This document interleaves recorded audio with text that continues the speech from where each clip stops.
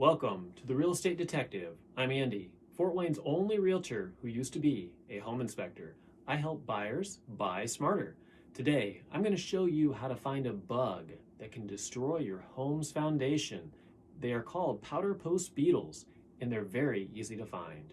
This video will be especially important for anyone using a VA loan or an FHA loan because the lenders require that any powderpost beetles be treated before you can buy.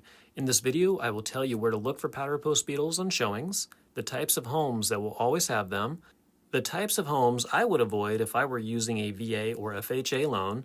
I will also tell you how I would proceed if I found them on a showing.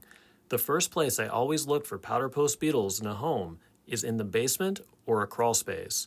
Look at the wooden framing or floor joist. The pattern is very distinct. They always have many small, pin-tip-sized holes. Another way to describe their marks would be like a shotgun went off and its pellets hit the wood. Most pre-1920 homes will have powderpost beetle marks on the floor joist like this. It's not surprising to find them in older homes, even homes from the 1940s. The reason is that older homes used native timber. The second place to look for powderpost beetles is in old pioneer-style barns or old outbuildings. Old barns and outbuildings were built with native timber. They are easy to identify as they are thick, hand-cut boards. It's not uncommon for them to have tree bark still on them. These structures will almost certainly have powderpost beetle marks. These are two easy places to check for powderpost beetle marks on showings. Here's a pest inspection report that a pest inspector will complete. VA and FHA loans require a pest inspector to evaluate the home in any buildings for powderpost beetles.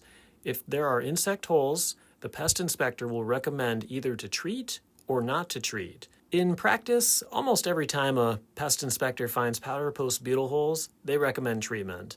This means the lender is going to require treatment. This can cost thousands of dollars, which the seller is not required to pay for. What would I do if I were using a VA loan or an FHA loan and wanting to buy an older home?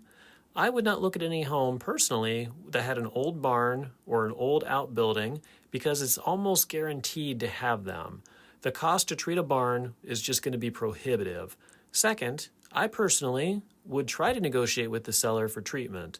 The seller may say no, so I would go into it with the expectation that there's a good chance I may have to pay out of pocket for any treatment or simply walk away from the home.